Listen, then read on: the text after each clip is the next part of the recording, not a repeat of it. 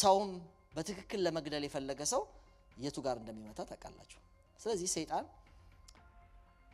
ጠቅላላ ነገራችን ለማጥፋት ከሆነ ፕላኑ ጭንቅላታችን ጋር ነው የሚያተኩረው። እሱ ደግሞ ቶታሊ መዳን ጋር የተመለከተ ነው እናያለን ከመሳሪያዎቹ ጋር አያይዘን። ቀጥሎ ደግሞ ወደ ደረት ነው። ልብ ጋር ከባድ ነገር ስለሆነ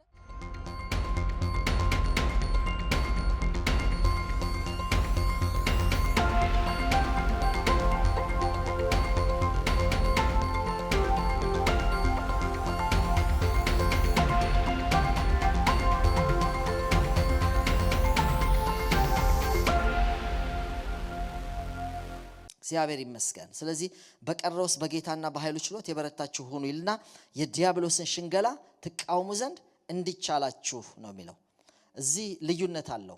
በነገራችሁ ላይ በመጽሐፍ ቅዱስ ውስጥ አንድ ቦታ ብቻ ነው ዲያብሎስን መቃወም የሚል ያለው። በአዲስ ኪዳን ውስጥ የት ላይ የተቀመጠው? እሱ ታስታውሳላችሁ? ዲያብሎስን ተቃወሙት ከናንተም ይሸሻል ነው የሚለው። ዲያብሎስን ተቃወሙት ከናንተ ይሸሻል ያዕቆብ ላይ። ሌሎቹ በሙሉ ከምን ጋር ነው? ጌታ ጋር ብትመለከቱ ከዲያብሎስ ይልቅ ሐሳቡ ነው የምትመለከቱት። ብሉይ ኪዳን ላይ በአብዛኛው ከዲያብሎስ ይልቅ ሐሳቡን ነው የምትመለከቱት። እዚህም አሁን በኤፌሶን ላይ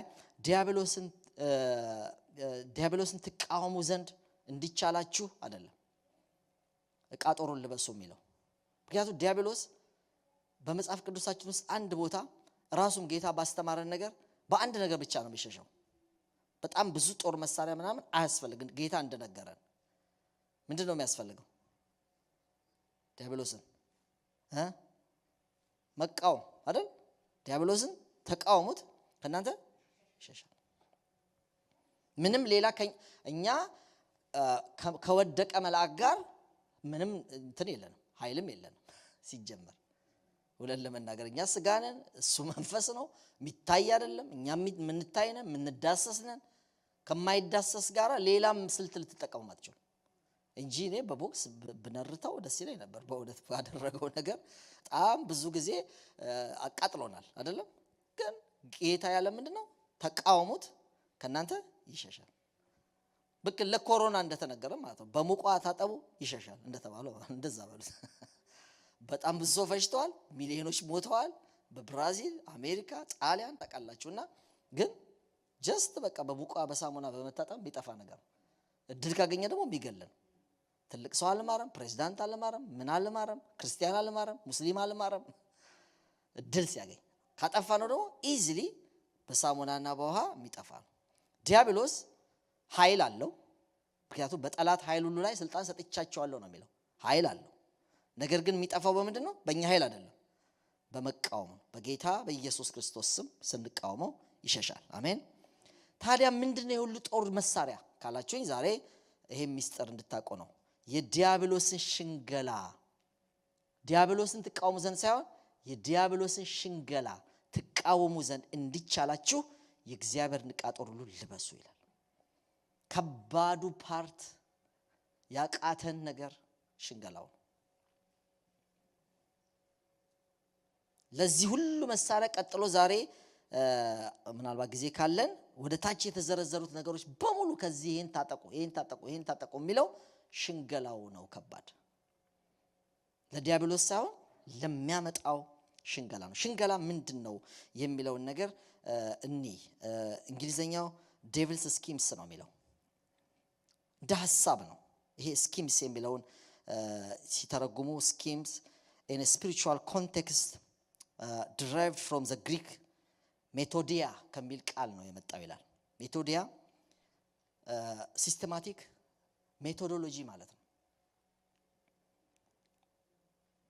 በሂድን የሆነ ፕላን ማለት ነው። ስውር የሆነ የአጋንንት ፕላን ማለት ነው። ሲስተማቲክ ሜቶዶሎጂ ካልኳቸው አሁን የሆነ ሜቶዶች ይመጣሉ፣ ፊት ለፊት አይደሉም። በሆነ ስውር የሆኑ ነገሮች ይመጣሉ። ከዛ ነው ሜቶዲያ ከሚለው ነው የመጣው። ስኪምስ የሚለው ሐሳብ፣ ፕላን፣ የጠላት ስትራቴጂ የሚለውን ነገር ልትወስዱ ትችላላችሁ። እሱ ነው ጦር መሳሪያ ትጥቅ የሚያስፈልገው እንጂ ራሱ ዲያብሎስ አይደለም ነው የሚለቃሉ። ራሱ የአንደኛ ጴጥሮስ 5:7ን ብታነቡት ተመሳሳይ ነው። በዚህ ሐሳብ በዓለም ያሉት ወንድሞቻችሁ ያ መከራ እንደሚቀበሉ ያወቃችሁ ጸንታችሁ ተቃወሙት ይላል። ለምን ባለፈው ተነጋግረናል። የሚገባበት የሚውጣውን ፈልጎ እንደሚያገሳ አንበሳ ይዞራል አይደለም? የሚዋጣው ምን ላይ ነው? ሐሳብ ላይ ነው ብለን ተነጋግረናል። አንደኛ መጨነቅ አይደለ? 3 ነገሮች አንስተናል። ስለዚህ አሁን ስልቱ ላይ ብናተኩር ጥሩ ነው። ቅዱሳን መማር ያለባቸው የሚሰራው ፓርት እነዚህ ሜቶዶሎጂዎቹ ምንድናቸው? በሲስተም የሚሰራባቸው ነገሮች ምንድናቸው የሚለው ላይ ብናተኩር ጠቅላላ ትጥቁ እነሱን የተመለከተ ነው። ወገባችን ላይ የምናስረው፣ እጃችን ላይ የምንይዘው፣ በግራ እጃችን ጋሻ፣ በቀኝ እጃችን ሰይፍ፣ በራሳችን ላይ ራስ ቁር፣ ከግራችን ላይ የወንጌል ጫማ አይደለም ይላል። ደረታችን ላይ ጽድቅ ጥሩር። እነዚህ ሁሉ የሚመጣባቸው ስልቶች ስለሆኑ ይሄን ፉል አርመር የእግዚአብሔርን ዕቃ ጦር በሙሉ ልበሱት ይላል። ያን ዕቃ ከመልበሳችን በፊት ወደሱ ከመነጋገራችን በፊት ለምኑ ነው የሚለውን ነገር መጀመሪያ የውጊያ ስልቱን ዛሬ መነጋገር አለብን። ምክንያቱም ለዲያብሎስ ሳይሆን ለዲያብሎስ ሽንገላ ነው የምንለብሰው። ይሄ በጣም ቢገባችሁ ደስ ይለኛል። ዲያብሎስን በመቃወም ነው የሚሸሸው። ስልቱ ግን በመቃወም አይደለም የሚሸሸው። ግልጽ ነው። ዲያብሎስን ስትቃወሙት ይሸሻል። የዲያብሎስ ሜተድ ግን በመቃወም አይደለም የሚሸሸው። እነዚህን ፉል አርመር የእግዚአብሔር ዕቃ ጦር፣ ሰማያዊ ዕቃ ጦር መልበስ አለብን፣ ከባዶች ስለሆኑ ማለት ነው። ስለዚህ ዛሬ ራቆቱን ይቀራል። ክብር ለእግዚአብሔር ይሁን። ምንድናቸው ሜተዶቹ የሚሉትን ነገሮች ማየት አለብን ማለት ነው። ከመሳሪያው ማየት ትችላላችሁ። ምን ላይ ሜተዶቹ ምን ላይ እንደሆኑ ከመዳን ይጀምራል። ጽድቅ ላይ ይመጣል፣ እውነት ላይ ይመጣል። ሰላምን ነው የሚረብሸው፣ ወንጌል ጋር ነው። ምክንያቱም ጫማችሁ እሱ ይሁን ብሏል። የእውነት መቀነት ይላል፣ የሰላም ወንጌል ይላል አይደለም? የመዳን ራስ ቁር ይላል። ምናችንን ሊመታ እንደተዘጋጀ ታውቃላችሁ። አንድ ሰው ለመግደል ከፈለጋችሁ ማንም ሰው እንደምታዩት መጀመሪያ መምታት በትክክል መሞት የሚፈልግ ሰው ለምሳሌ በሽጉጥ የሚሞቱ ሰዎች አይታችሁ ከሆነ ወደ ግራቸው ተኩሰው አይሞቱም። እውነተኛ ከሆነ ወደ ግራ አይደለም የሚተኮሰው አይደል? ታውቃላችሁ። ስለዚህ ሰውም በትክክል ለመግደል የፈለገ ሰው የቱ ጋር እንደሚመታ ታውቃላችሁ። ስለዚህ ሰይጣን ጠቅላላ ነገራችን ለማጥፋት ከሆነ ፕላኑ ጭንቅላታችን ጋር ነው የሚያተኩረው።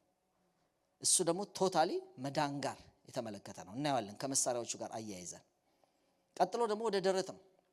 ልብ ጋር ከባድ ነገር ስለሆነ አንዳንዴ ወደዛ ተመተው የተረፉ ሰዎች አሉ። እኔ አንድ ልጅ የተረፈ ሰው አውቃለሁ። ገብታችኋል? ድንገት ሊሳት ይችላል፣ ግን ከባድ ቦታ ነው። ስለዚህ ያ ደግሞ ምንድነው? የጽድቅ ጥሩር በማድረግ ነው።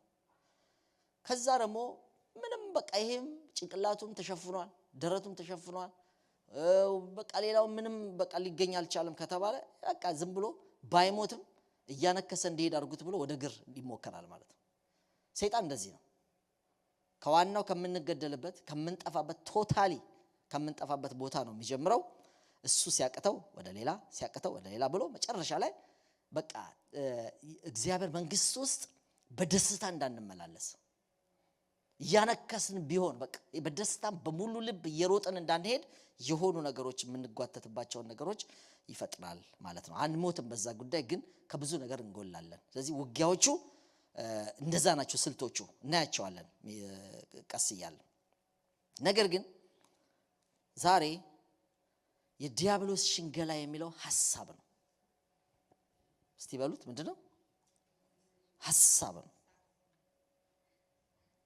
የሚያቀብለው ሐሳብ ነው። ሐሳብ ይሰጥና ሐሳብ ውስጣችን ለረጅም ጊዜ ያድራል። መንፈስ ስለሆነ ይቆምና ሐሳብ ይሰጣል። ሐሳብ ውስጣችን ይብላላል። እሱ እያደረ ሲሄድ ከደካማ ሐሳብ ወደ ጥንካሬ ይመጣል። ከእንግዳ ሐሳብ ወደ ቤተኝነት ይሸጋገራል። አንድ ምሳሌ ብቻ ልንገራችሁ። አንደኛ ሳሙኤል ምዕራፍ 13 የተጠቀሰ ሁለተኛ ሳሙኤል ምዕራፍ 13 አምኖን አቤሴሎም አምኖን ወንድሙ በኋላ በሌላ በኩል ጠቅሰዋለሁ በጣም አበሳጭቶት ነበር አይደል? ታስታውሳላችሁ። እና ለ2 ዓመት በልብ ውስጥ አሰበ። ምን ሊያደርገው ነው ያሰበው? ሊገለው። 2 ዓመት። ከ2 ዓመት በኋላ 2 ዓመት ሐሳቡ እየጠነከረ ዘዴ እየፈለገ በር እየፈለገ እንዴት አድርጎ የመጀመሪያው ጊዜ አባቱም ሐሳብ ነበረበት፣ ግን ሐሳብ ውስጥ ሳይገባለት ቀረ። እንከብድብሃለን ይሁሉ ሰው ብሎ አባትየው ሳይመጣ ቀረ። ከ2 ዓመት በኋላ ግን ወንድሙን ለመግደል ተሳካለት እና ገደለው ማለት ነው። የመጀመሪያዋን ይሄ ወደ ግድያ ወደሚባለው ነገር ሐሳብ ከመምጣቱ በፊት ተግባር የሚደርሰው ሐሳብ ነው። ሰይጣን የሚያቀብለው ተግባር አይደለም። ባለፈው ስለ ሔዋን ስንመለከት ቀጥፎ የሚሰጥ ሰይጣን የለም። የሚያደርገው ምንድነው? ስለምንበላው ነገር ሐሳብ ይሰጠናል፣ ያጓጓናል። ከተቀሩት ገነት እንደ አዲስ ልደት ቤተክርስቲያን 4 በ4 አይደለችም። ዛፍ ሁሉ እዚሁ ተከማችቶ እዚሁ አይደለም ጌታ ያስቀመጣቸው። እዚሁ ቢሆን ማይበላውም ዛፍ የሚበላውም ዛፍ እዚሁ ይሆናል። ትልቅ ነው ገነት፣ ስንሄድ እናየዋለን። ትልቅ ነው። ጌታ ኢየሱስ ክርስቶስ ከመስቀል በኋላ ዛሬውኑ በገነት ከኔ ጋር ትሆናለህ ብሎ የገባበት ማለት ነው። ገነት ሰፊ ነገር ነው፣ ትንሽ ነገር አይደለም። ሲኦል ያሉትን ሰብኮ ወደ ገነት ያመጣቸው ቦታ ማለት ነው። ስለዚህ 4 በ4 ቤት አይደለም፣ እንዴ ፍንፍን አድርጎ ያን ሁሉ ህዝብ እዛ ውስጥ አያረጋም። ትልቅ ነገር ነው።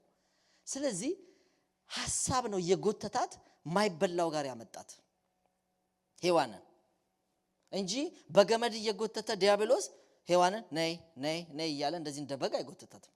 ምንድነው የሚሰጣት? ሐሳብ ነው የሚሰጣት። ሐሳብ ማይበላው ጋር አቆማት።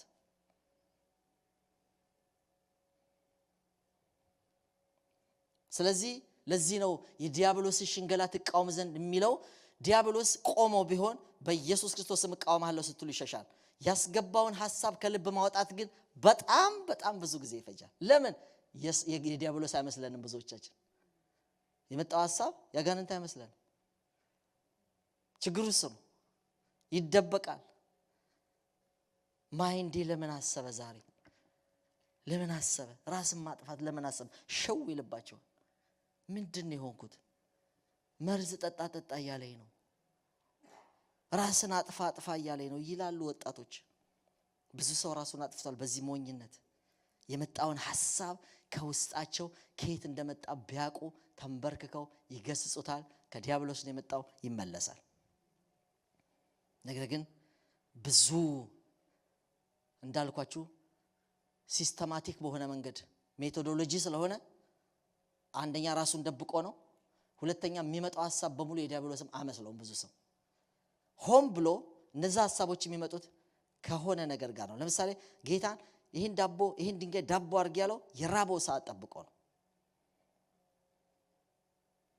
ተነጋግረናል። ሌሎች ሰዎች እነ ጴጥሮስ ጋር ያን ሁሉ እንደ ስንዴ ሊያበጥረው ፈተና ውስጥ የከተተው አለመትጋቱን ተጠግቶ ነው። አንዳንዴ እንደና ናቡከደነጾር ከትዕቢት ጋር እባብን ራሱ የተጠጋው ተንኮለኛ ስለሆነ ነው። ወይ ከተንኮል ጋር ትዕቢት ካለ፣ ክፋት ካለ፣ ዲስከሬጅ የተደረገ ነገር ካለ፣ የሆነ ነገር ብሬክ ከተደረገባችሁ፣ የሆነ ሰው ከሞተባችሁ ሐዘን ጠብቆ ይመጣና ይጠጋል። ትምህርት ስትወድቁ ይመጣል። የሆነ ኮርሶች ሲበላሽባችሁ ይመጣል። እንደዚህ ነው ብዙ ሰዎች ሌላ ችግር ውስጥ የገቡት። ያችን ፈተና ይጠብቃታል። ልክ ሰው ሲሞትባችሁ ይጠጋል። የሆነ ነገር ሲበላሽባችሁ ይጠጋል። ስትረስ ያመጣል፣ ሐሳብ ይሰጣል። ይዋቸው ብዙ ነገር የሆነባቸው ሰዎች ስትመለከቱ አንድ ነገር ሀፕን ካረገ በኋላ የመጣ ሐሳብ ነው። በተለያየ ነገር እሱ ማሰብ ይችላል። ለምሳሌ ጌታችን ላይ ሉቃስ 4 ላይ ወዴት ወሰደው ይላል? ከድንጋይ ዳቦ አድርግ ከሚለው ሐሳብ በኋላ ረጅም ወደሆነ ተራራ ወሰደው ይላል። ሁለተኛው ደግሞ ወደ እግዚአብሔር መቅደስ ወሰደውና ጫፍ ላይ ይላል። ጫፍ ላይ አቆመውና ከዚህ ላይ ራስን ወርውር አለው ይላል። አንደኛ የረሃብ ስሜት አለ። የረሃብ ስሜት ነበር። 40 ቀን ስለ ጾመ 40 ሌሊት ስለ ጾመ ያን ሰዓት ረሃቡን ተገን አድርጎ ነው የመጣው። ሁለተኛ ይሄ መቅደስ ላይ ወሰደው የሚለው፣ ከዛ ደግሞ ተራራ ጫፍ ላይ ከመቀጽበት ወሰደው የሚለው do you think እንደዚህ የጎተተ የሚወስደው ነው ይመስላችሁስ? ምንድነው እስከዛሬ የምታስቡት? ይኸውላችሁ ጌታ ኢየሱስ ክርስቶስ ይጸልይበት የነበረው ቦታ ኢያሪኮ ይባላል። ኢያሪኮ 0 ሌቭል ነው። በጣም ቁልቁለት ወርዳችሁ ምንም አይነት ህፃዋቶች የማይበቅሉበት ቦታ ነው። እኔ በአካል አይቼዋለሁ። ከዛ አሁን የሚጸልይበት ቦታ የግሪክ ኦርቶዶክስ ቸርች ተራራው ላይ ሰርታበት የሚጎበኘው እሱ ነው። በጣም ብዙ ወይ በካብ ካር ሄደን ነው እኛው በካብ ካር በካቦ ታስሮ መኪና እዛ ድረስ በሁለት ካቦ ነው ሄዳችሁ ነው የምትጎበኙት። ምክንያቱም ተራራው ላይ በጣም ጎበዝ መሆን ያስፈልጋል። እኛ ሁላችንም ከዚህ ሄደን ወደ 26 ሰዎች በእግር መሄድ አልቻልንም። ህፃናቶችም 3 ህፃናቶች ስለነበሩ ከባድ ነው። ጌታ ኢየሱስ ክርስቶስ ያን ሁሉ ተራራ እዛ ጊዜ ወጥቶ እዛ ላይ ጸለየ። ከኢየሩሳሌም እኛ በባስ ብዙ ሰዓት ነው የፈጀብን። ከዛ ተራራ ከሚጸልይበት ቦታ ፈተና የገጠመው ተራራው ላይ ስለሆነ ኢያሪኮ ስለሆነ ከኢያሪኮ አንድ መቅደስ ነው ያለው፣ ኢየሩሳሌም ነው ያለው እሱ መቅደስ። ወደዛ ድረስ ለመሄድ ርቦታል። እንደዚህ እየጎተተው ሊሄድ አይችልም። 58 ማይል ነው፣ 38 ኪሎ ሜትር ነው፣ 38.1 ኪሎ ሜትር ነው። አንድ ሰው በዛ ጊዜ ያን ሁሉ ከዛ ገደል ውስጥ ወጥቶ ወደ ኢየሩሳሌም ራሱ ከተማ ውስጥ ለመግባት በጣም ጎበዝ ከሆነ 1 ቀን ሙሉ ይፈጅበታል። ከዛ ደግሞ 2 ቀን ይፈጅበታል። አያችሁ እዛ የሚጸልይበት ቦታ የገጠመው ፈተና በሐሳብ የመጣ ነው እንጂ በመቅጽበት ብር ብሎ መቅደስ ላይ ሊያቆመው አይችልም። በግር አይደለም ይሄ ጉዳይ። ከዛ ደግሞ ረጅሙ ተራራ ደግሞ ከኢየሩሳሌም ትንሽ ይርቃል። እሱ ራሱ ወደዛ ለመሄድ በሌላ መኪና ነው። ራሱን በጣም ከባድ ነው። ራሱን የገለጠበት ሙሴና ኤልያስ በጎንና በጎን ቆመው አናገሩት የሚባል ቦታ ነው። ሮማን ካቶሊክ ትልቅ ቸርች ሰርታበታለች። ግን ግማሹን በሚኒባስ ሄዳችሁ ከፍላችሁ ነው የተቀረውን በእግር መግባት የሚቻለው። ያ ረጅሙ ተራራ ላይ አሁንም ድረስ ሰው ጠቅላላውን በእግር መውጣት አይችልም። ምናልባት የሆነ ጂኔስ ቡክ ላይ ለመመዝገብ ካልሆነ በስተቀር እስካሁን ድረስ በኢየሩሳሌም እንደውም እንዴት አወቃችሁት አለን ይሄ ተራራ መሆኑ። ለምን በኢየሩሳሌም አሁንም ቢሆን ትልቁ ተራራ ይሄ ነው አለን አስጎብኘው፣ ትልቁ ተራራ። ስለዚህ ራሱ ከኢየሩሳሌም ከመቅደሱ ጋር እዛ ጋር ለመሄድም አይቻልም። ጫፍ ላይ አቁሞት ዓለምን ክብሯን አሳየ የሚለው ነገር በስጋ ሊሆን አይችልም። ከኢያሪኮ ገደል ውስጥ አውጥቶ ከሚጸልይበት ከዛኛው ከኢያሪኮ ተራራ ከገዳም ውስጥ አውጥቶ እዚህ መቅደስ ጫፍ ላይ ለማቆምም ራሱ በእግር የሚሞከር አይደለም። ስለዚህ በጣም የሚቀለው ምን መሰላችሁ? በሙሉ ነገሮችን ኮሜንታሪዎችን ማለት ይችላልላችሁ። ሐሳብ ነው ወደሱ የመጣው፣ ራስን ወርውር የሚል ሐሳብ። ልክ አሁን ብዙ ሰዎች ላይ ቻሌንጅ እንደሚመጣው ማለት ነው። አያችሁ ሰይጣንን የመቃወም ጉዳይ አይደለም፣ ለብዙ ሰው ከባዱ ስብስብ የሆነው ሐሳብ ስለሆነ ውጊያ ቶታሊ ሐሳብ ጋር። ስለዚህ ድንጋይ ይሄ ድንጋይ ዳቦ አርግ የሚለውም እባብ ነው ሊመጣ የሚችለው አይደል? እንግዲህ በአዳምና በሔዋን ብትመለከቱትም እንደዛው ተመሳሳይ ያ የቀደመው እባብ እሱም ዲያብሎስ ሰይጣን ይላል ራእይ ምዕራፍ 12 ቁጥር 12 ላይ ስትመለከቱ የቀደመው እባብ እሱም ዲያብሎስ ሰይጣን የተባለው ይላል። ራሱ ሔዋን ጋር መጥቶ እንደዚህ እያቁለጨለጨኛ በምስል እንደምናየው እንዳይመስላችሁ እኮ ወደ ውስጧ እኮ ሐሳብ ነው የሚመጣው። ምክንያቱም መጽሐፍ ቅዱሳችን በሁለተኛ ቆሮንቶስ ምዕራፍ 11 ቁጥር 3 ላይ ቶሎ ብለህ ታነብልኛል። ሁለተኛ ቆሮንቶስ ምዕራፍ 11 ቁጥር 3 ዛሬ ጻፉ በደንብ ግዴላችሁ። በጣም ነፃ የምንወጣበት ዕውቀት ነው እግዚአብሔር የሚሰጠን። ክብር ለእግዚአብሔር ይሁን። ለብዙ ሰዎች አዳርሱ። ብዙ ሰዎች ነፃ መውጣት አለባቸው። ሁለተኛ ቆሮንቶስ 11 ቁጥር 3 ምን ይላል? ነገር ግን እባብ በተንኮሉ ሔዋንን እንዳሳታት ሐሳባችሁ ተበላሽቶ ለክርስቶስ ከሚሆን ቅንነትና ንጽህና ምናልባት እንዳይለወጥ ብዬ እፈራለሁ። ሔዋንን ቅንነቷን ነው ያበላሸው። ሔዋንን ሐሳቧን ነው ያበላሸው። እናንተም ለክርስቶስ ካለው ቅንነታችሁ ሐሳባችሁ እንዳይበላሽ ነው ሁለተኛ ቆሮንቶስ ምዕራፍ 11 ቁጥር 3 ላይ የሚናገረው። ሔዋን የተበላሸችው ሐሳቧን። ሐሳብ የተበላሸበት ሰው ወደ ድርጊት መሄዱ ቀላል። ራስን ስለማጥፋት ብዙ ጊዜ የሚያሰላስል ሰው ከሆነ ጊዜ በኋላ ሐሳቡ እስካደረበት ቀን ድረስ ከ5 ቀን በኋላ ከ1 ዓመት በኋላ ይፈጽመዋል። ሰው ስለመግደል የሚያሰላስል ሰው ድንገት እግዚአብሔር ረድቶት ካልገሰጸው በስተቀር እንደ አቤሴሎም አምኖን ወንድሙን እንደገደለ 2 ዓመትን ፈጅቶ ቢሆን መግደሉ አይቀርም። ሁሉ ጊዜ አንድ ቀን ራሴን ማጥፋቴ አይቀርም ብሎ ይሄን ሐሳብ አንድ ቀን በሆነ ሌሊት በሆነ ዲስከሬጅመንት ወቅት ጠላት ያቀበለው ሰው ይሄን የገባበትን ሐሳብ ይሄን ስኪም ከህይወቱ እስካላስወጣ ድረስ ሲውል ሲያድር ሐሳቡ እየጠነከረበት ይመጣል። ከሰዎች ላይ ማድረግ ያለባችሁ ከራሳችሁ ላይ ማድረግ ያለባችሁ ማንንም አይደለም። ወደ ጌታ ሐሳብ መጥቷል፣ ወደ ሔዋን ሐሳብ መጥቷል፣ ወደ ኢየሱስ ሐሳብ መጥቷል። እኛ ማንንም አይደለም። ሐሳብ ሊመጣ ይችላል፣ ግን ሐሳብ ሲመጣ ማፍረስ አለብን። ብለ እግዚአብሔር ይሁን። ምንን ማፍረስ አለብን? ሐሳብ ማፍረስ አለብን። በዘፍጥረት ላይ ስትመለከቱ ምዕራፍ 3 ቁጥር 5 እስከ 6 እስቲ አንብብልኝ። ዘፍጥረት ምዕራፍ 3 ቁጥር 5 እስከ 6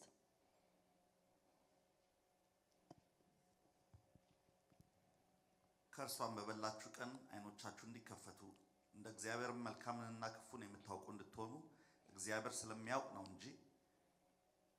ሴቲቱም ዛፉን ለመብላት ያማረ እንደሆነ ለዓይንም እንደሚያስጎመጅ ለጥበብም መልካም እንደሆነ አየች። አያችሁ፣ ሐሳብ እየሰጣት ነው። ልክ እሱ እየነገራት እያለ ወደ ነገሩ ማየት ጀመረች። ኢሚዲየትሊ ወጣቶቻችን የሆነ ሐሳብ ከነገራቸው በኋላ ነው የሶስተኛ ዓመት ተማሪ ሆኑ 1 ዓመት ሊመረቁ ቀርቷቸው 1 ወር ሊመረቁ ቀርቷቸው ወገኖቼ ድንገት የሆነ ሰዓት ላይ አንድ ማርክ ተበላሽታ የሚሰጣቸው ሐሳብ ነው ቀጥሎ ወደ ሞት ፊታቸው እንዲያዞሩ የሚያደርገው። ነገራት፣ ሰበካት። ኢሚዲየትሊ ወደ ቅጠሉ ወደ ፍሬው ማየት ጀመረች። ሐሳብ ነው የሰጣት። ቀጥሎ ግን ራሱን ዞር አድርጎ እሷ ከነገሩ ጋር ከማይባላው ነገር ጋር ከመጥፎ ነገሩ ጋር መታገል ጀመረች። አያችሁ፣ የመጣ ሐሳብ እንደሚመለስበት ሰዎቹ ውሃ ጠጥተው እንዳላወራረዱት በምን ያውቃል? ሐሳብ ሲገባ በጌታ በኢየሱስ ስም ብዬ ሪጀክት ካረኩት በቃ ይመለስለታል። ዛሬ ንብረቱን መልሱለት፣ ሐሳቡን መልሱለት። የተስፋ መቁረጥ ሐሳብ፣ አረባም የሚል ሐሳብ፣ የትም አትደርስም የሚል ሐሳብ አንድ ቀን በሆነ በሽታ ከባድ በሽታ ጠቅሳችሁ አይዶኑ ሳይኖር አይቀርም በሚል ሐሳብ ሰይጣን ዝም ብሎ በባዶ ሜዳ ያቀበላችሁ ምንም ሳይሆን ምንም ይሆናችሁ። ማንንም ምንም ሳይሆን ምንም የሆነ ቢመስለው ይላል መጽሐፍ ቅዱስ። ምንም ሳይሆን ምንም እንደሆነ የተቆጠረባችሁ በጌታ በኢየሱስም ንብረቱ መልሱለት። የሰይጣንን ለሰይጣን መሸኘት አስፈላጊ ነው። አታሳድሩት። አንድ ቀንም ካደረ ይጠነክራል።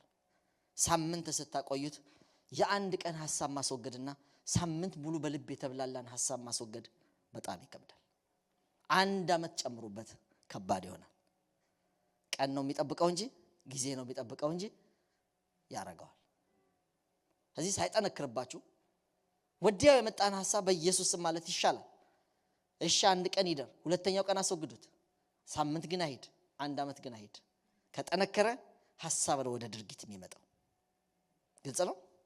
ሐሳብ ነው ወደ ድርጊት የሚመጣው።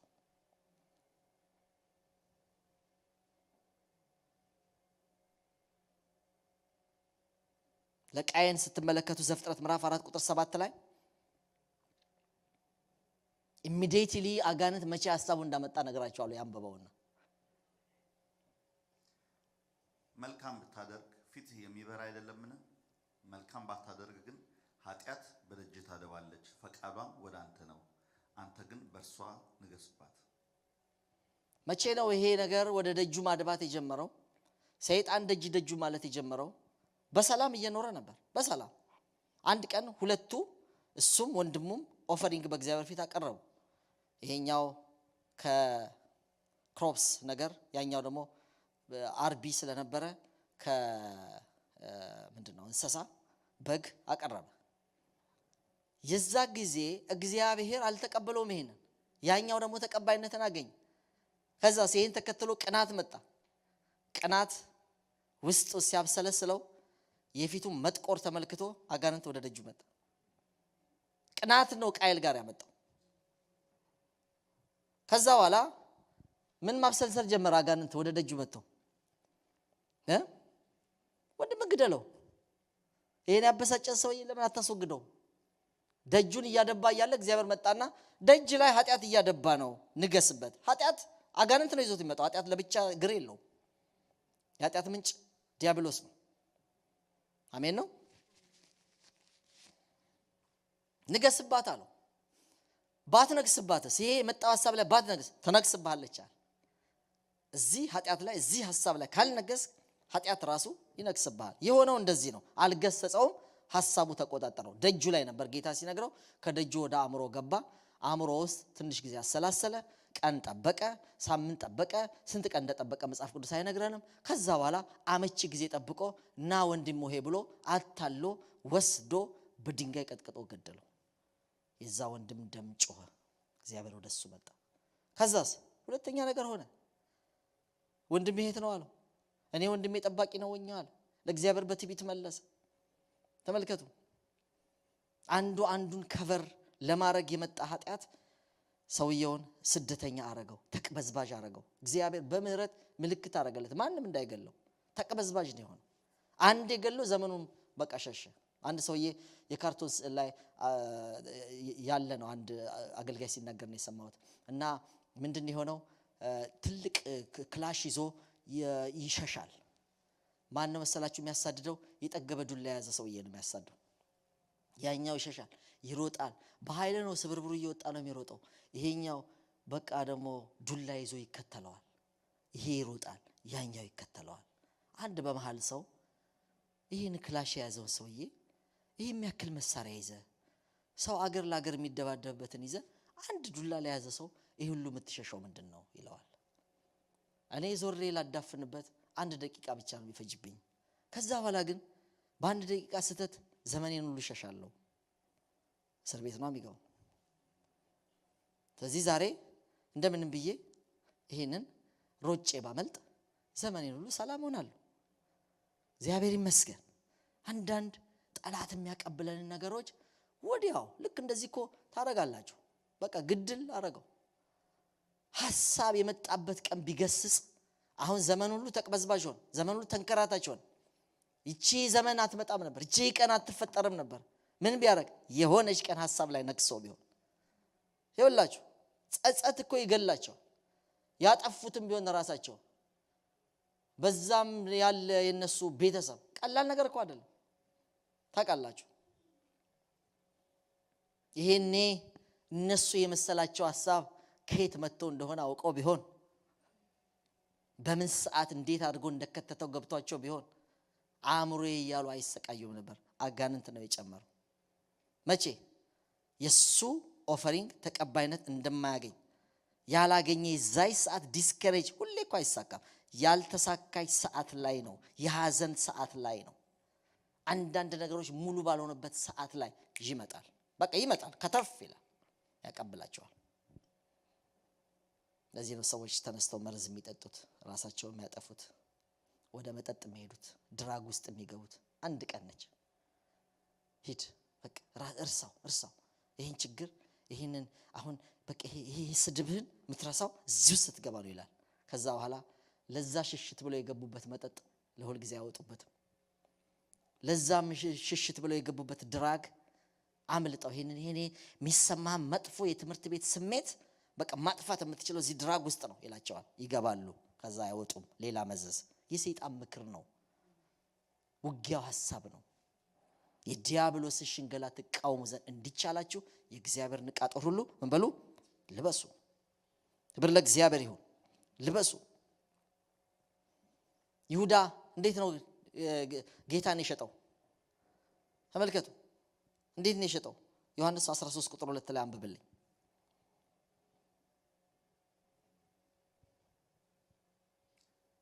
እራትም ሲበሉ ዲያብሎስ በስምዖን ልጅ ባስቆሮቱ በይሁዳ ልብ አሳልፎ እንዲሰጠው ሐሳብ ካገባ በኋላ ምን ካገባ በኋላ ሁላችሁም አንድ ላይ ሐሳብ ካስገባ በኋላ እራት እየበሉ ነው። ጌታ አጠገባል።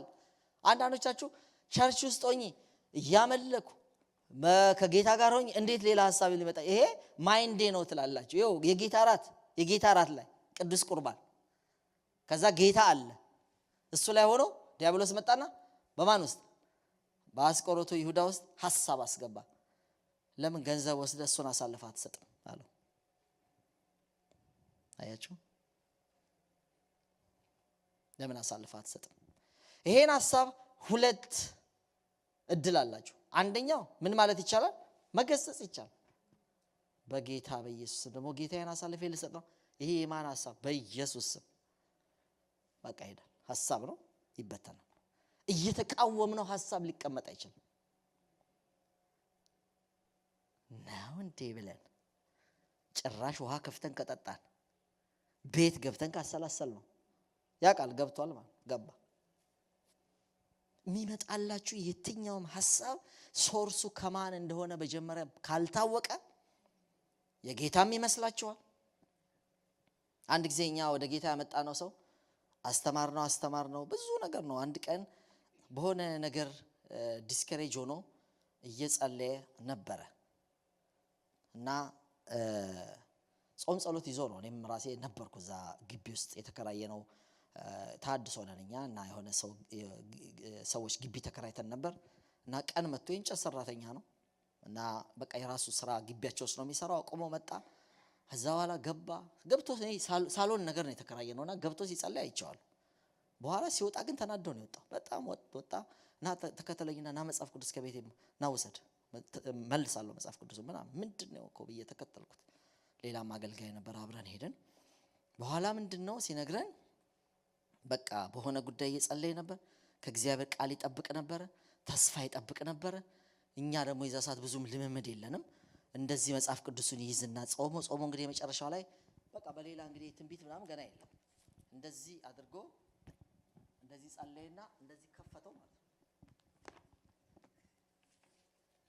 እና ጌታ ይሄ አለ አይደለም በተለያየ ነገር የምትጠቀሙበት በቃ ክፍት ሲያደርገው አሁን የነገርኳችሁ ታሪክ ነው ይወጣለት። ይሁዳም ገንዘቡን በመቅደስ በትኖ ሄዶ ታንቆ ሞተ የሚል እውነተኛ ነው ነገር ነው የምነግራችሁ።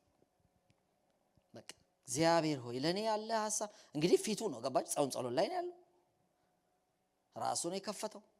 ፈተና እኮ በቃ እቺን አየ ለረጅም ጊዜ አይ ዶንት ቲንክ እስካሁን መስተካከሉ ከ20 ዓመት በፊት ነው የምነግራችሁ። መጠጥ ውስጥ ገባ። ቀጥታ ደግሞ የሚወስደው እኮ ሰይጣን ይገርማል እኮ እንደው ጥሩ ነገር እንኳን ሊያስደርገው እንኳን አይደለም እኮ በዚህ እንኳን ልትነቁ እኮ ይገባል። መስተካከል አቃተው። በቃ የቤተሰብ ጦስ ልጆቹን የሚበድል ሆነ ምን ሆነ በጣም የሚያስጠላ ሚዘራብል የሆነ ላይፍ ማሳለፍ ጀመረ። አይ ዶንት ቲንክ እስካሁን መስተካከሉ ብዙ ስለማላገኝ ወገኖቼ መቅደስ ውስጥ ሆናችሁ ሊሆን ይችላል ሐሳብ የሚመጣው። the safest place ነው እዚህ ጋር እዚህ መቅደስ ጫፍ ላይ ራስና ወርውር ነው ያለው እኮ ይኸውላችሁ ሐሳብ እኮ ነው ያመጣው። ግን ገሰጸው። እግዚአብሔር አምላክን አትፈታተን ተብሎ ተጽፏል። ይሁዳ ጋር እኮ የጌታ ራት ተቀምጦ ነው ሐሳብ የመጣው። ግን ምን አለው? አልገሰጸም። ሐሳቡን አስተናገደ። አስተናገደ። አንዳንድ ጊዜ ደግሞ በሰዎች ነው የሚያቀበላችሁ። ታስታውሳላችሁ ጌታ ኢየሱስ ክርስቶስ ስምዖን ጴጥሮስን የተናገረውን ነገር ምዕራፍ 16 ማቴዎስ ወንጌል ላይ አንድ ጊዜ አንብብልኝ እስቲ። ማቴዎስ 16 ከ22 እስከ 23 ላይ ጻፉት። ማቴዎስ 16 ከ22 እስከ 23 እሺ። ጴጥሮስም ወደ እርሱ ወስዶ አይሁንብህ ጌታ ሆይ ይህ ከቶ አይደርስብህም ብሎ ሊገስጸው ጀመረ። እርሱ ግን ዘወር ብሎ ጴጥሮስን ወደ ኋላው ሄድ አንተ ሰይጣን የሰውን እንጂ እግዚአብሔርን አታስብምና እንቅፋት ሆነብኛል አለው። ይገርማል። ጌታ ኢየሱስ ክርስቶስ ስለመከራው ስለሞቱ በኢየሩሳሌም ስለሚደርስበት ነገር ነበር እያወራ። ከፍ ብላችሁ ቁጥር 21 ላይ አካባቢ ብታነቡት ከዛ በኋላ ጴጥሮስ ወዲያው ጌታ ኢየሱስ ክርስቶስን ወደ ራሱ ጠጋ አደረገውና ጌታ ሆይ እንደዚህ ያን ነገር አትበል፣ ከቶ አይድረስብህ ይሄ ነገር ከቶ አይድረስብህ። ከቶ አይድረስብህ ምን ማለት ነው? ካልደረሰበት እንዴት እንድናለን? ስለመከራው የተናገረው ነገር ክፉ ነገር አልነበረም። እኛም ምንድንበት ነገር ነው የመጣውም ለዛ ነው ያን ሊፈጽም ነው የመጣው። ስለዚህ ከዚህ ሐሳብ ሊያደናቀፈው በጴጥሮስ በኩል ሐሳብ መጣ። አይሆንብህ ከቶ አይሆንብህ። ጌታ ኢየሱስ ክርስቶስ ግን በጣም መልካም ነገር ስለተናገረ ጴጥሮስ እንደሆነ አይደለም ያሰበው። በጣም ለሱ የሚሳሳ ነው ይመስለው። አይሆንብህ ማለት አይድረስብህ ይሄ ነገር ማለት እንዴ ደስ የሚል ነው። ከእግዚአብሔር ነው የሚመስላችሁ። ግን እሱ ያውቃል ይሄ ሐሳብ ከየት እንደመጣ። የጴጥሮስም አይደለም። አንተ ሰይጣን ለየው፣ አንተ ሰይጣን ወደ ኋላ ሄድ። ምን ሆነህብኛል? እንቅፋት ሆነህብኛል። የማን አታስብም? የእግዚአብሔርን አታስብም የሰውን እንጂ። አያችሁ አንዳንድ ሐሳቦች እንደዚህ ይመጣሉ። በጎ ይመስላሉ። መገሰጽ አለባቸው፣ መፍረስ አለባቸው። ሐሳብ ነው ወደ ድርጊት የሚመጣው። እንቅፋት የሚሆንባቸው በቃ ድንገት ተነስቶ ትምህርትን አቋርጥ፣ ስራ ውጪ፣ ቤት ተቀመጪ ብሎኛል። ምንድነው ይሄ? መፈተሽ አለበት። እግዚአብሔርን እየሰሙ እየመሰሉ ሰይጣን የሚሰሙ ሰዎች በርካቶች ናቸው። አስመሳይ ስለሆነ አጋንንት ሶርስ ማድመጥ አለባችሁ። አንድ ጊዜ አንድ እህት እዛ አዲስ አበባ ተሐድሶ ውስጥ በቃ በጣም ከሰንበት ትምህርት ቤት ጀምሮ በጣም የምትተጋ ልጅ ነች እና ድንገት በቃ ቀረች ቤት። ምንድነው ተፈጠረ ብለን ቤታቸውን ሁሉ ለማህበር የሰጡ ሰዎች ናቸው። በጣም የተከበሩ ከነናቷ ከነህቶቿ እንደውም እነሱን ሁሉ ያዳነች እሷ ነች። ምንድነው ብለን ስንል በቃ ጌታ አትውጪ ብሎኝ ዋት ሌላ ነገር ውስጥ ከተታት። ግን ጌታ አልነበረ። ምክንያቱም ፍሬው ጥሩ አልነበረ። በጎ የሚመስሉ ሐሳቦች ይመጣሉ። ለምን? ራሱን እንደ ብርሃን መልአክ ምን ስለሚገልጥ ራሱን እንደ ብርሃን መልአክ አይደለም እንደ ብርሃን መልአክ ያመጣል። በጎ የሚመስሉ ሐሳቦች በሙሉ ወገኖቼ ከሰይጣን እንዳይሆኑ ማሰብ አለብን። ብዙ ሰዎች ሐሳብ ይቀበላሉ። አንዳንድ ክፉ የሚሆን እንኳን ሐሳቦችን ከጌታ ነው ብሎ ይቀበላሉ። ክፉ እንደሆነ እንኳን የሚታወቅ እንደዚህ አሁን ሂድን የሆነ በጣም አይሆንብ ከቶ አይድረስብ የሚል እንኳን የሰይጣን አይመስልም፣ የእግዚአብሔር ይመስላል፣ በጎ ይመስላል። እንደዚህ አይነት እንኳን አንተ ሰይጣን ወደ ኋላ ሂድ ከተባለ ስንት ሐሳብ መመርመር አለብን። ስንት ነገር ወደኛ እንደሚመጣ ማሰብ አለብን። ታስታውሳላችሁ? በዚሁ ልንገራችሁና ሐናንያና ሰጲራ የሚባሉ ባልና ሚስቶች መሬት ሸጡ። መሬታቸው ማንጋ ሌላው ሰው እንደሚያደርገው ሐዋርያት ሥራ ላይ ነው የምታገኙት። ሌላው ሰው እንደሚያደርገው በቃ ሐዋርያት እግር ስር ሄደን እናስቀምጣለን ብለው ነው። በቃ በበጎ ነው የተጀመረው። ልክ የዚች ሰዓት ላይ አጋንንት ሐሳብ አመጣ። ይኸውላችሁ እንዴት አሽልኮ እንደሚያስገባ ዛሬ በኢየሱስ አእምሯችሁን እግዚአብሔር ይክፈት። እንዴት በጎ ሐሳብ የሚያስቡ ባልና ሚስቶች ጋር አጋንንት እንዴት ሐሳብ እንደጨመረ ተመልከቱ። አጋንንት እንዴት አልክ ልትሉ ትችላላችሁ። እስቲ ልታነቡ ትችላለህ። ሐዋርያት ሥራ ምዕራፍ 5 ቁጥር 3 ላይ እስቲ አንብበው። ጴጥሮስም ሐናንያ ሆይ መንፈስ ቅዱስን ታታለልና ከመሬቱ ሽያጭ ታስቀር ዘንድ ሰይጣን በልብህ ስለምን ሞላ? የሚገርም ነው። ሰውየው መሬት ሸጦ የሐዋርያት እግር ስር ለማስቀመጥ ከባል ሚስት ጋር እያወሩ እያለ አጋንንት እዚህ መሃል ላይ ገባና ሐሳብ አስገባበት። ይሄን ነው ጴጥሮስ የገለጠው። በልብ ውስጥ ይሄን ሐሳብ ለምን ከተተ አለው። ምንድነው ሐሳብ የከተተበት? ምን አለው? ቢሆንም ሽጡ ስጡ፣ ግን ሁሉን አትስጡ አላቸው። ሙሉ የሸጥ ነው በዚህ ነው በሉና በቃ ከተጠየቃችሁ ሙሉ የሸጥ ነው በዚህ ነው ብለው ዋሹ። ከዛ በኋላ ምን አድርጉ? ይሄን ነገር ብር እዛ ስጧል። መንፈስ ቅዱስን ለማታለል ሰይጣን በልብህ ለምን ሐሳብ አስገባ አለው። እየሰጣችሁ እያለ ይገባል። የጌታ እራት ላይ ተሰብስባችሁ እያለ ክፉ ነገር ይገባል። ይሁዳ ላይ ሆኖ እና ሐናንያ ላይ ሆኖ ከዚህ ላይ ደግሞ ሚስቱ ማጠናከሯን ይገርመኝ። አንዳንድ ጊዜ በበዓል የሆነ ሐሳብ ሹክ ብሎ ሰይጣን የሆነ ድብልቅልቅ አድርጎ ያመጣል። እሷ ጋር ተነገራት። አሁን እሷ ጋር አልተባለም። ለምን አስገባን ያለው ለምን አስገባባቸው አላለም። የሳተው ባል ነው። አሁን በዘፍጥረት 4 ላይ የሳተው ሴት ነች። መጀመሪያ የሳተች ሴት ነች ይላል። ባልን ያሳሳተች ሴት ነች። እዚህ ደግሞ ባል ነው የሳተው። አጋንንት ሐሳብ ያስገባበት ሐናንያ ውስጥ ነው። ወደ ሚስቱ ለምን ሚስቱ ሲላል ለምን ከባልሽ ጋር ተባበርሽ ነው ያላት። ምን ማለት ይችል ነበር? በጌታ በኢየሱስ በዚህ ሙሉ ሸጠን 800 ሺህ ብር ሸጠን 400 ሺህ ነው ልንል ነው እያልክ ያለ ማን ነው ይሄን ሐሳብ የከተተብህ ብላ ብትገስጸው ባሏን ከሞት ታተርፍ ነበር። ተባባሪ አያችሁ፣ ሁለቱም ያንቀሞቱ። ባልሽን የቀበሩ በር ላይ ያሉ አንቺን የሚቀብርሻል አሉ። ሁለቱም አንድ ቀን በአንድ መቃብር ተቀበሩ። ወገኖቼ የድል ሰዓት ይሄው ብዙ እየጠቀስኩ ነው። የጌታ እራት ጠቀስኩላችሁ፣ ምን ጠቀስኩላችሁ? የስጦታ ሰዓት ጠቀስኩላችሁ። የድል ሰዓት ልጥቀስላችሁ አንድ ቦታ። አንደኛ ዜና መዋዕል ምዕራፍ 21 ቁጥር 1 ላይ አንብብልኝ።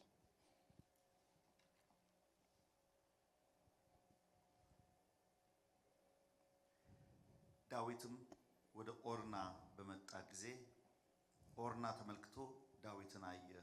ከአውድማውም ወጥቶ ዳዊትን እጅ ሊነሳ በምድር ላይ ተደፋ። አንደኛ ዜና ምዕራፍ 21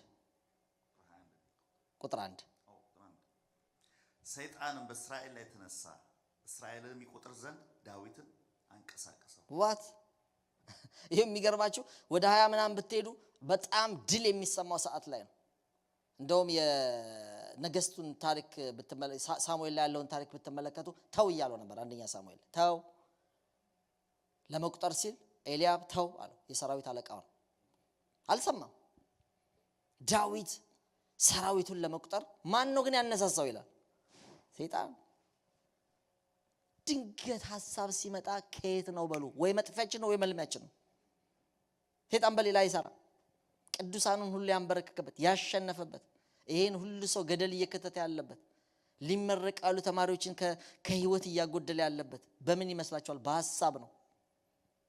ስለዚህ ስትገስጹ ሐሳብ፣ ወደ ልጆች የሚመጣ ሐሳብ፣ ወደ ወጣቶች የሚመጣ ሐሳብ፣ ወደ ተማሪዎች የሚመጣ ሐሳብ፣ ወደ ቅዱሳን ሁሉ የሚመጣ ሐሳብ በጌታ በኢየሱስም የፈረሰ ይሁን። አፍርሱት። ቆጠረ። ቀጥሎ እናንተ ብታነቡት ደስ ይለኛል። ከአንድ በኋላ ያለው ከቁጥር 1 በኋላ ያለው እግዚአብሔር 3 ምርጫ ነው የሰጠው። 3 ምርጫ ሰጣለሁ በቸነፈር ከምመታ ለጠላቶች አሳልፌ ከምሰጥ ብሎ መቅሰፍት። ወገኖቼ አንዱን ነው መምረጥ የሚችለው። ከ3 ምርጫ ነው ነብዩ ናታን መጥቶ ያስመረጠው። ከዛ አንዱን መረጠ። እግዚአብሔር ያን ሁሉ ሰው በዛ ጊዜ የሞት መልአክ መጥቶ ጨረሰበት። በአንድ ሰው ጥፋት ህዝብ አለቀ። በአንድ ሰው አለመታዘዝ ህዝብ አለቀ። ሐሳብ ይመጣል። ምንም አይደለም፣ በቃ አእምሮ አለን። የሰይጣን ጠቅላላ ውጊያ ምን ላይ ነው ካላችሁኝ፣ አእምሮ ጋር። ይሄ ግድግዳ ላይ የሚዞር እንትን የሚዞር ተውታው ነው። እሱ ከባዱ ፓርት እኔ እነሱ አያስቸግሩ ማለት አይደለም። ይሄ የሚመጡ የሚዋጉ የሚያስፈራሩ ነገሮች ከሱ በላይ ከባዱ ነገር ሐሳብ ነው። ሐሳብ ሲመጣ አፍርሱ። ወደ ልባችን በጣም መጥፎ ነገሮች ሲመጡ መጀመሪያ ሶርሱ ከየት ነው ብላችሁ አፍርሱ። እግዚአብሔር የተባረከ ይሁን። ከሰዓት አንፃር አንድ ብቻ ልጥቀስላችሁ። ቅድም አንደኛውን ወንድም ጠቅሻለሁ። አምኖን የገዛ እህቱን አይደለም። ሁለተኛ እስቲ ምን ላይ ነው የምታገኘው? ሁለተኛ ሳሙኤል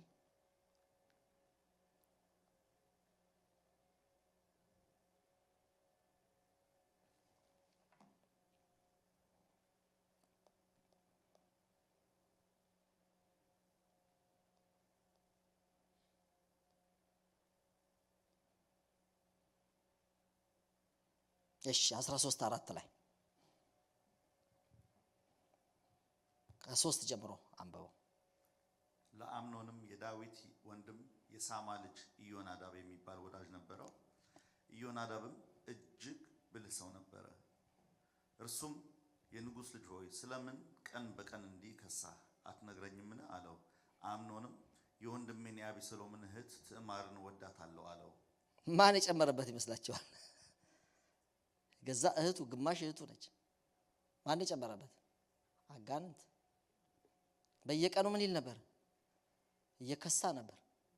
ስፖርት እየሰራ እንዳይመስላችሁ። ሐሳብ ዛሬ ቢገስጸው በሰላም ይኖራል። ከሆነ ቀን በኋላ ቢገስጽ በሰላም ይኖራል። ምክንያቱም መጥፎ ሐሳብ ነው እያሰበ ያለው። ይሄ ከእግዚአብሔር ሊሆን አይችልም። ዳዊትም ቢሰማ አይደለም እግዚአብሔር፣ ዳዊት ቢሰማ ራሱ እንዴ ወንድምና እህት ናቸው እኮ። ከዛ በኋላ ይኸውላችሁ ሞተ። ሁሉ መጨረሻ ሞተ። የሞተበትን ቅድም አሳይቻለሁ። አቤሴሎም ነው የገደለው። ድግስ ውስጥ ነው የሞተው። ፍጭ ቀን ገስጸው ቢሆን እሱም አይሞትም፣ የሰው ህይወትም አያበላሽም አይደል? የምን ጉዳይ ነው? ድርጊት የሐሳብ ጉዳይ ነው። ሐሳብ ካልተገሰጸ ወደ ድርጊት መምጣት አይቀርም። ቆይቶም ቢሆን ቢጠነክርባችሁም ጾም ጸሎት ያዙለት። ካደረ ይፈጃቸዋል። ይሄ ሁሉ ሰው ራሳቸውን ያጠፉ ብዙ ነገር ውስጥ የገቡ ሰዎች የምትመለከቱት ሐሳብ ገብቶባቸው ዘዴውን ሁሉ ነው የሚሰጣቸው። አንድ ቅርብ ጊዜ ጌትስበርግ አካባቢ ራሷን ያጠፋች ዶክተር ለቀብር ሄጄ ነበር። ወደ ዲሲ አካባቢ አንድ ኦርቶዶክስ ቸርች ውስጥ ነው የተቀበረችው።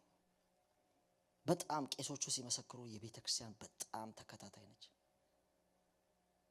አሁን በእነሱ ሰው ራሱ ሲያጠፋ ፍታት አይፈቀድም፣ ግን ፈታዋል። ራሱ እኛ ስንሄድ ቤት ውስጥ ደርስ የምሽት እንትን ለቅሶ ለመድረስ በቃ ፍታት እያደረጉ ነበር። በቃ ከመደንገጣቸው የተነሳ እንዴት ሊሆን ይችላል ብለው፣ ግን ሐሳቡን ሁሉ እንዴት እንዳቀበላት ይገርመኛል። ይሄ የሕክምና ማይንዷን ሁሉ ነው የተጠቀመበት። በቃ ሄዳ የልጆቿን ወተት ምን አዘጋጅታ ምን አድርጋ ከዛ ነርታ ሄዳ የሆነ ሰፈር ሄዳ በሌሊት ነው እኮ 5 ምናምን ላይ ኤኤም ተነስታ ከዛ በኋላ እንትኑ መስታወቱን በሙሉ ዘጋግታ አየር እንዳይወጣ አድርጋ ሌላ ጨርቅ ጠቅጥቃ ቻርኮል አጭሳ በቃ ታፍና እንትኑ አጋንንቱ ለሆነ ሐሳብ ስትፈቅዱ የሆነ ነገር ያቀበላል። በጌታ በኢየሱስም እግዚአብሔር ያፍርሰው። የመጀመሪያውን ሐሳብ ገስጹ። ገና ሲመጣ ገስጹ። በጎ የሚመስል ሊሆን ይችላል። ሶርስ አጣሩ። ሌላው ውጊያ አያቅተን። በጌታ በኢየሱስም እያልን እየገሰጽን መኖር ይችላል። ሌሎች ውር ለሚሉት በጌታ በኢየሱስ ብላችሁ የማይወጣ ነገር ልብ የገባ ነገር እዚህ ጭራ ያለው ቀንድ ያለው ትገሰጻላችሁ። ሐሳብ ኦልሬዲ እዚህ ውስጥ አለ። በውሃ እየተብላላ ሸወዱን። ብዙ ሰዎች ያሉ እየመሰሉ አልነበሩም። አጠገባችን ያሉ እየመሰሉ ግን ሐሳብ ወስዷቸው ነበር። ተክዘው ነበር። በጉዳት ምክንያት አጋንንት አግኝቷቸው ነበር። ሐሳብ ጨምሮባቸው ስለነበር ሐሳብ ይዘው ነበር ያሸበሸቡት። ሐሳብ ይዘው ነበር ከበሮ የመቱት። ድንገት ካጠገባችን አጣናቸው። ምን ነው ትላንት እኮ ሲዘምር አይቼዋለሁ፣ ምን ነው ትላንትና እኮ ጸሎት እየመራ ነበር ይባላል። ወገኖቼ እግዚአብሔር ይንቀለው። ዛሬ ለብዙ ሰዎች ብንጸልይ ደስ ይለኛል። እስቲ ተነስተን እንጸልያለን።